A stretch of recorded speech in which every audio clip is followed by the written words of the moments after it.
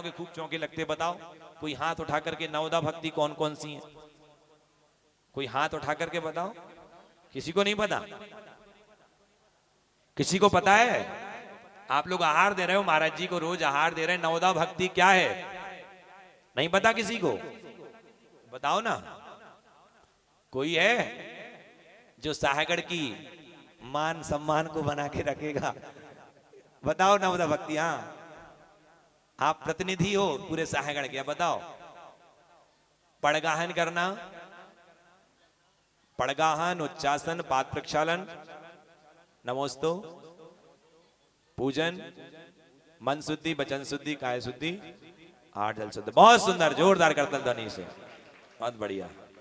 नहीं नहीं, आता तो सबको है, उन्होंने सुनाया है, कोई बात नहीं। संकोच करते हैं लोगों को बोलने में, नहीं सबको आता है, कोई कम नहीं है। तो नवदा भक्ति जब करा लेते हैं महाराज जी, नमोस्तु आपको झुकवा लेते हैं, है ना। महाराजों के पीछे रोटी भागती है, वो 3-4 चौके लगते हैं, जहां उनको विधि मिलती है वो चले जाते हैं। इतनी सारी 56 प्रकार की भोजन होते हैं, उसके बाद वो निकाल देते हैं।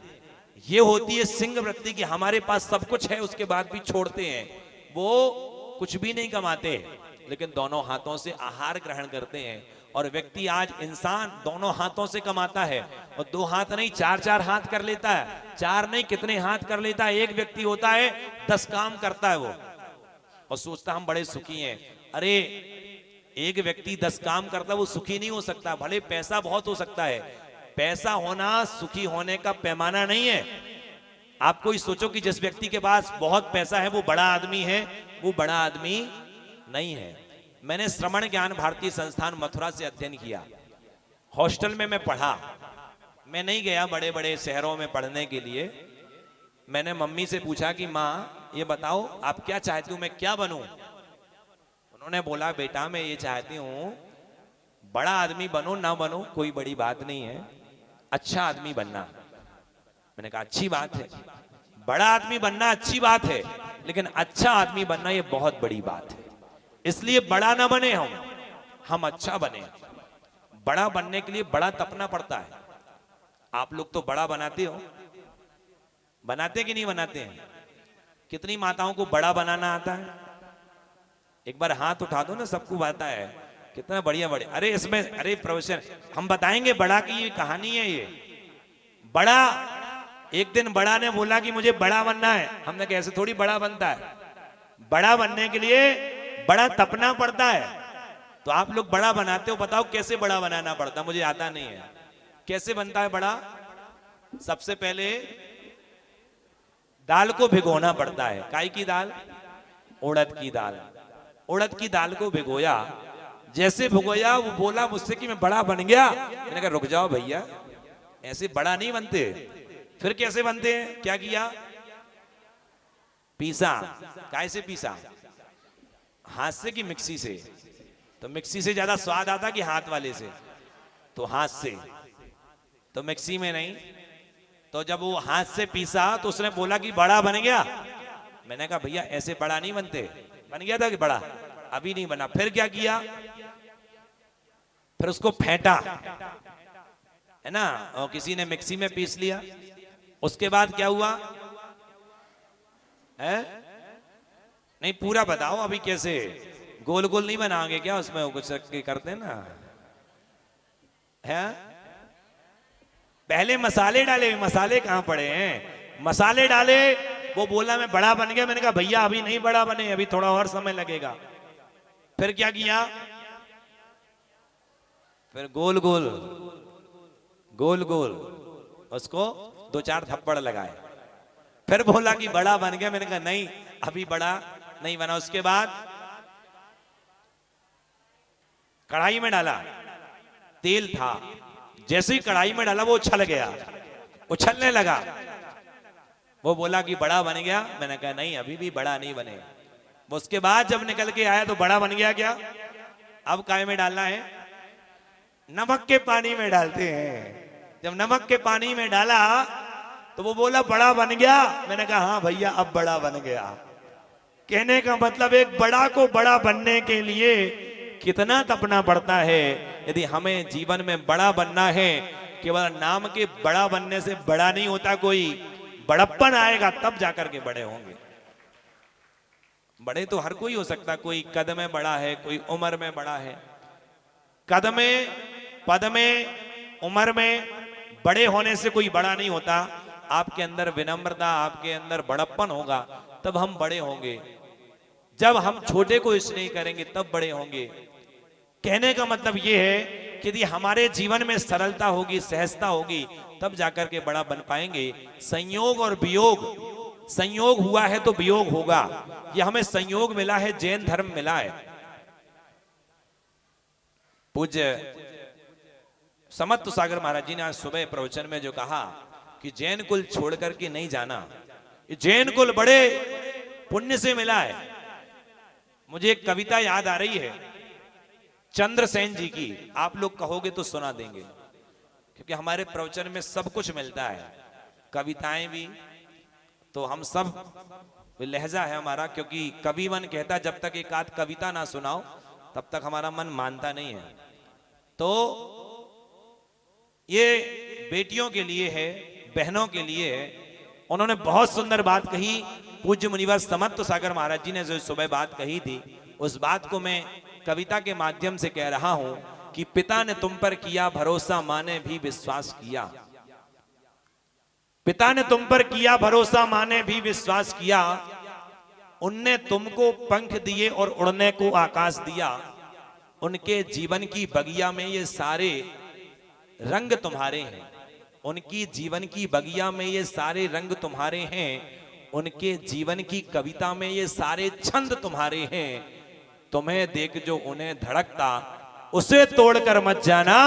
ये जैन धर्म अनमोल धर्म है, इसे छोड़कर मत जाना। ये जैन धर्म अनमोल धर्म है, इसे छोड़कर मत जाना। जब बिटिया निर्लज्ज स्वार्थ में दूर कहीं खो जाती है, जीते जी तब मात पिता की हत्या सी हो जाती है। ऐसा दुख जिसे कह ना सके घुट घुट करके पीते हैं। बाहर से मुस्काते हैं पर घुट घुट करके जीते हैं। अरे उनने उनने उनने तुमको दिया है सब कुछ, तुम बस उनको इतना दो। अपनी बगिया वहां बसाना जहां मात पिता की खुशबू हो। अपनी बगिया वहां बसाना जहां मात पिता की खुशबू हो। इस बात को याद रखना। हम बड़े गर्व के साथ कहते हैं, हमें इस बात का गर्व होता है कि हमें जैन कुल में जन्म मिला है। ये कोई छोटी मोटी बात नहीं है। जैन कुल में जन्म लेना ये बहुत बड़ी बात है। गिनतियों में गिनने वाले जैन हैं इतने बड़े देश में, लेकिन जैन समाज, आपको हमें गर्व होना चाहिए, देश का 24% टैक्स भरने वाली कोई समाज है वो जैन समाज है। जैन समाज की सबसे ज्यादा गौशाला है। सागड़ में भी गौशाला, में पिछली बार आया था, गौशाला देखने गया था, बहुत व्यवस्थित गौशाला थी। आचार्य गुरुदेव विद्यासागर महाराज जी के आशीर्वाद से न जाने कितनी गौशाला संचालित है। ये जैन समाज 12,000 से अधिक गौशाला को संचालित करता है। ऐसा जैन समाज है, और इस जैन कुल में यदि हमें जन्म मिला है, ये कोई छोटी मोटी बात नहीं है। जैन व्यक्ति यदि जैन कुल में जन्म मिला है तो आप चक्रवर्ती से कम नहीं है। भगवान से कहते हैं कि हे भगवान, जिन धर्म विनिर्मुक्तो मां भवेत चक्रवर्ती स्याचे टोपी दरिद्रोपी जिन धर्मानुवासिता। हे भगवान, यदि हमें जैन कुल को छोड़ करके चक्रवर्ती का पद भी मिल जाए तो वो मुझे पद स्वीकार नहीं है। मैं यदि दरिद्री भी हो जाऊं लेकिन जैनी बनूं तो मुझे स्वीकार है। आपका दर्शन मुझे होता रहे, बस यही चाहते हैं। हमारी माताएं, बुंदेलखंड की माताओं में सुबह से एक भावना होती है, यदि किसी दिन व्रत उपवास किया हो, उनको अभिषेक देखने ना मिल जाए तो उनको मन में विकल्प रहता कि आज अभिषेक देखने नहीं मिलो। तो कहने का मतलब यह है कि ये भावना, ये श्रद्धा है आपकी जैनत्व के प्रति, जिन शासन के प्रति, कि भगवान जिनेंद्र का अभिषेक हम नहीं कर पाते, कम से कम देखने का सौभाग्य मिल जाए। सुबह से हमारे मंदिरों की घंटियां बजने लगती हैं। 5:30-6 बजे से लोग मंदिरों में आना प्रारंभ कर देते हैं। ऐसे भी लोग होंगे, मैं ये नहीं कहता हूं साहेगढ़ में पूरे लोग ही सब मंदिरों में आते हैं। जितने लोग यहाँ बैठे हैं, कल कम थे, आज और ज्यादा लोग बैठे हैं। अभी भी ऐसे लोग होंगे जो अभी टीवी के सामने बैठे होंगे, मोबाइल में कुछ देख रहे होंगे, लेकिन आपका हमारा सौभाग्य है कि समय एक सा चल रहा है। अंतर इतना है कि वो टीवी के सामने बैठे हैं और हम जिनवाणी जिनेंद्र भगवान के सामने बैठे हैं। सुबह का समय होता है 6:30 बजे, 6:15, 6:30 बजे। यहां देखना आज लोग थे और हो सकता कल और बढ़ जाएंगे अभिषेक करने वाले। ऐसे भी लोग होंगे जो सुबह से, ऐसे लोग होंगे जिनके हाथों में चाय का कप होगा, कुछ लोग ऐसे होंगे, और आपके हाथों में भी एक गिलसिया होगी। किसी के पास चाय की गिलसिया तो किसी के पास भगवान जिनेंद्र के अभिषेक करने की गिलसिया। अंतर इतना है कि हम सौभाग्यशाली हैं। एक वो है जिनके पास चाय की गिलसिया है और हमारे पास भगवान जिनेंद्र के मस्तकों पर अभिषेक करने वाली वो गिलसिया है। सौभाग्यशाली कौन? हम सौभाग्यशाली हैं।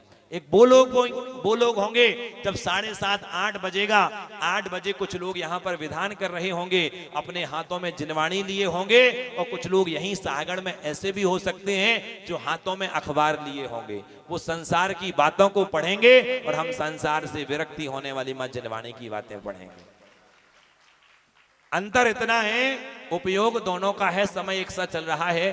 अंतर इतना है कि हम पुण्य का अर्जन कर रहे हैं, कुछ पाप का अर्जन कर रहे हैं। हम शुभ उपयोग में जी रहे हैं, कुछ अशुभ उपयोग में जी रहे हैं। जितना समय हम यहाँ पर बैठे हैं केवल इतना ही हमारा है, बाकी तो हम संसार के लिए ही, अपने लिए नहीं देते हैं। कहने का मतलब यह है कि यदि हम जिनेंद्र भगवान के दरबार में आकर के, संयोग और वियोग के बीच में होता है उपयोग। क्या होता है? उपयोग। बोलो उपयोग, जोर से बोलो उपयोग। तो संयोग और वियोग के बीच में है उपयोग। यदि संयोग का वियोग तो होगा, लेकिन उसके बीच में यदि आपने उपयोग कर लिया, विधान तो चल रहा है, विधान नहीं रुकने वाला। 6:15 बजेगी हमारा मंगलाष्टक प्रारंभ, कोई आए नहीं आए, तो समय तो चल रहा है, विधान भी चल रहा है, विधान के अर्घ भी चढ़ जाएंगे पूरे। लेकिन इस विधान में